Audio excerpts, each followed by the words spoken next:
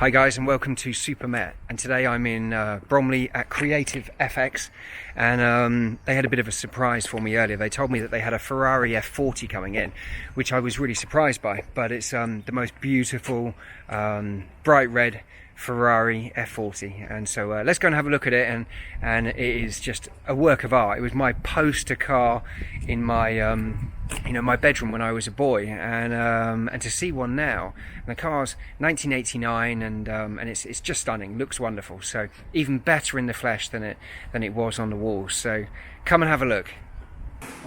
Okay, so let's start on the outside. So if we have a quick walk around the car, so you can see you've got this amazing aerofoil on the back of it. Now this is obviously 30 years old, I keep saying it, I can't get over the technology that was used to actually mastermind this car. So this is all carbon fibre, so even in those days these guys were producing moulds to actually produce this kind of vehicle. So you can see these poppers on each side down on the corners. There's another one over on the right hand side. These are actually the latches that lift up the entire clamshell, which I'll show you in a bit. And this clamshell here lifts upwards, and the whole rear section hinges up, exposing the engine so it can be worked on with the exhaust system.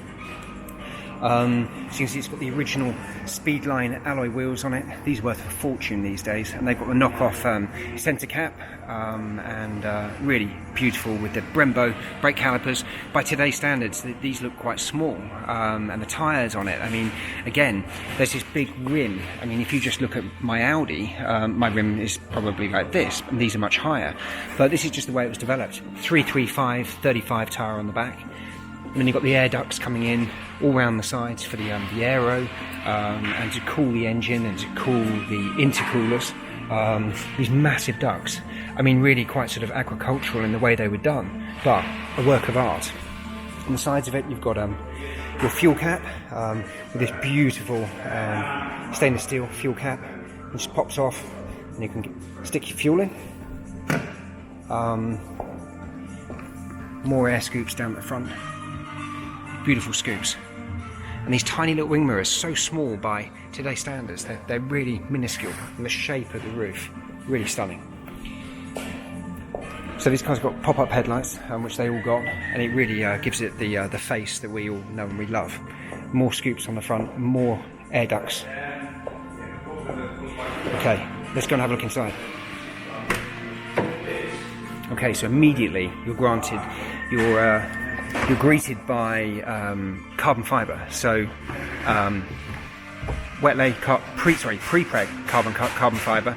These are your door pulls, so you just pull this latch, pop this door open. Look at this old school door lock. It's amazing. Window winders, nice to see. And then you can see the safety cell. So immediately you've got the safety cell, the main sort of tub of the car. Almost feels like it's separated compared to a McLaren where everything now blends inwards. You've got these rubbers over the top, and it feels like this cell is completely separate to the rest of the car, and then the car is actually built around it. So immediately you're granted your access is quite small, just purely because you've got small aperture with a big seat, again in carbon fibre to save weight. Then these large sills, now in a modern day car like a McLaren, this central section here comes right the way out, and then the door adjoins on top of it. So this feels a bit different. Also, you've got things like, just like sort of speaker grille material, which you find on like subwoofer cabinets. Doesn't feel particularly high quality. And then the door shuts down here. You can see the Kevlar. You see all the weave exposed, and just the engineering. This is real sort of nut and bolt engineering. There's none of this messing around with computers when they did this. This was put together in a pretty manual manner. Okay, so on the inside of it, left-hand drive, which the majority of these were. Obviously, you've got the very famous gear gate lever over here with the 6 gates. It's very analog. You haven't got screens. You haven't got buttons. You've got literally old school everything. And it makes this car, even the dashboard is sort of quilted and just finished off in this sort of soft to a touch material, but it's nothing more. It feels like I can't explain it really. It is like a material you find almost in packaging. And a couple of speakers, the tweeter, they must be optional extras. They've been added on by somebody, I would say, at a later date. A couple of dials on the centre, and your heater controls. Fire extinguisher down on the centre. These rather nice bucket seats, which are extremely comfortable, and you have got 4-point race harnesses, which are all still in the car, as well as a standardised seatbelt. But it really is, it's an out-and-out racer. It isn't an everyday driver. This is a car for tracking and a car for collecting. But it's a work of art. Okay, so let's get in the car.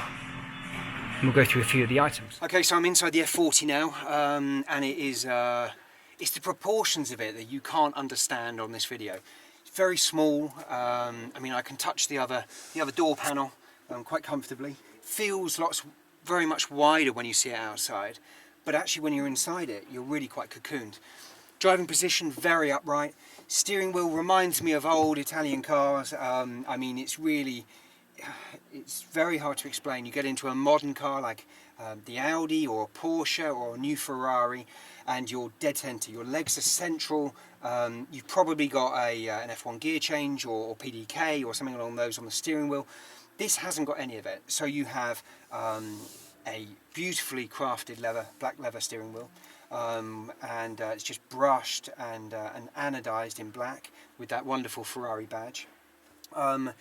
The stalks on the car, I mean, they are just so thin. They feel like they could have come out of a parts bin. And you've got some really cool stuff in here. I mean, it's on top of the steering column. I will show this in a second. You actually have your chassis number. So this is all, you can hear it, this is metal. This is actually, I think it's probably an aluminium that has been just powder coated. And then on top, it says Ferrari F40 and then the actual number of the car. So this is built into the top of the steering column, but all in metal. I mean, it feels so expensive, it feels so special. You can see gauge-wise, we've got a water temperature gauge here. We've got our speedometer here. So obviously all in kilometres, 28,000 kilometres this car, not miles. Then we have here your rev counter, and it's done just so Italian. So it could be in an Alfa Romeo, it could be in a Lancia, but has that brilliant feel to it, and it's just these lovely white dials with a white needle, and then you've just got your rev counter going into the red when you're redlining it. Turbo, your boost, your pressure. Something says slow down here. I don't know what slow down means. I mean, that must, I don't know what that is. So cool. And there's one on the other side here, slow down. Must be if you've got an engine problem. There must be a warning light that comes up, maybe a buzzer. I'm not too sure. I'll have to have a look. Here, this is your water temperature light. So this is just a sort of a redded out light. So it would just glow bright red if you've overheated the car. Then it comes down to another gauge here, which is your oil temperature, I think your oil temperature. In fact, we've got 3 sets of temperature gauges. So I'm going to check this. So I think this is your oil temperature. This is your oil pressure, because it's got bar written on it. So this is in centigrade and bars. And then you've got your unleaded fuel gauge just here. So just so analog. I mean, no gadgetry in here. Even things like here, you've got your heater controls. and you just angle them. If you want to blow it up and you want to turn it off, you can just close it like that. I mean, it's beautifully done, but it's so simplistic. So then down on the floor, you can see my feet. So we've got the 3 pedals: clutch, brake, throttle, and it's very, very offset. I'm not sure if you can get a feel of this. So you can see the side of the car here, and it angles around. And as it angles around, my feet are completely off center. So you can probably see this as I'm sitting in the seat and I'm holding onto the steering wheel. I'm looking basically at that point there. So I'm looking sort of out of the window over here, which is a bit of a weird feeling. So you've got your temperature controls here, you've got your fan blower, so that just goes up and down, so you start here and you can take it to maximum here. Temperature, I need to confirm it's got air conditioning. I think it has got air conditioning in this car, but I need to make sure. So this gauge just twists and it goes cold or hot. This isn't a glove box, it's a screwed up panel. I imagine it's got a fuse box inside it. And then down in the passenger footwell, I mean, you have nothing. A little tiny bit of carpet into plastic, then you've got your carbon Kevlar all the way around the safety cell. Your heater vents all linked back into the car, and then there's a panel down here which I think is carbon as that's carbon as well, for people to put their feet on. And then down in the centre console you've got fire extinguisher. So just down here, so this is mounting the centre, this is foam extinguisher. Your handbrake here, again, very analogue, no button to push like in some of the Ferraris or in modern day cars. And then you've got this is what it's all about, this wonderful gear gator. So you can see 5-speed box with reverse, so very typical. You go across and up into reverse, and then you have first gear, which is actually down, so you pull the stick backwards, so you pull it into this selector here. Second is over here, third, fourth and fifth, so it takes a bit of getting used to. Clutch pedals down here, seriously very heavy, very on off, there's nothing in between. It's literally, you can see my foot and then pushing straight out. There's no progressiveness like you find on other cars. This is, you can feel it's a racer, it wants to do something. So then up on the dashboard you've just got here your key, so you've got accessory position, and then it goes over into switching on all of the cluster and then firing up the engine. You've got your warning light just over here.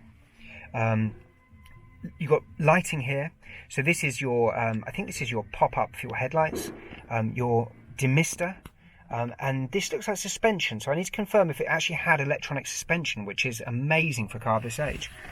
But these door cards are just stunners. I mean, look at these door cards. I mean, the finish is just exemplary, and you've got to think this isn't a modern car, this is very old.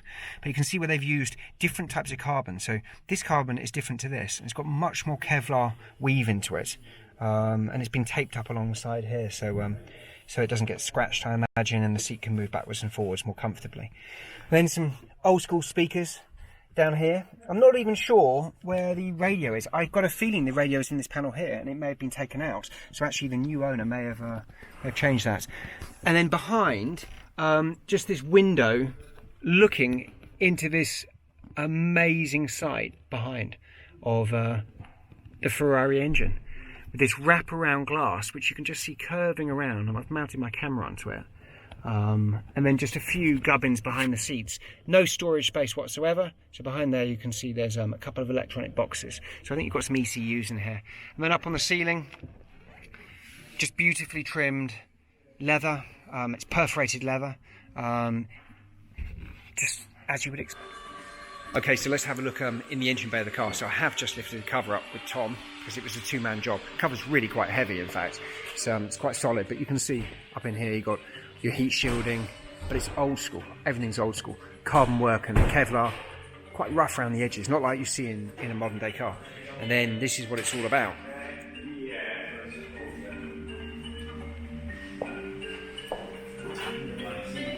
See these oil coolers, these thin lines, look at these lines, just immense.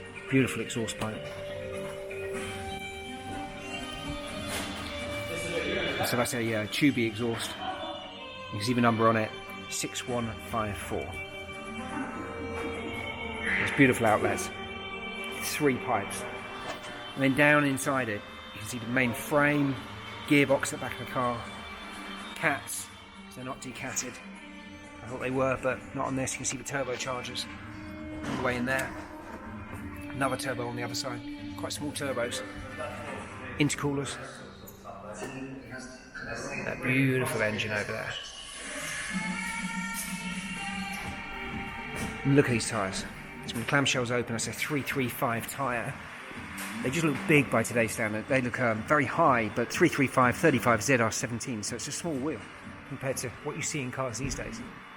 And then we've got the main badge. Look at that badge. Made in Italy. F40. Just beautiful. And the logos on all the caps. It's just stunning. And then you've got that view back inside the interior cabin where we were sitting earlier. What a work of art when she's all opened up.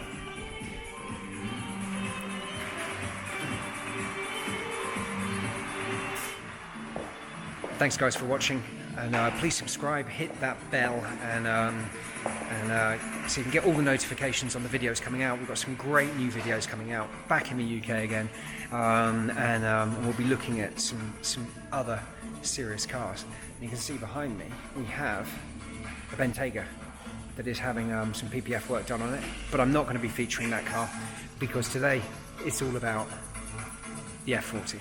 So thanks for watching. Click the like button, subscribe, and hit that bell, and I'll see you in a few days. Bye.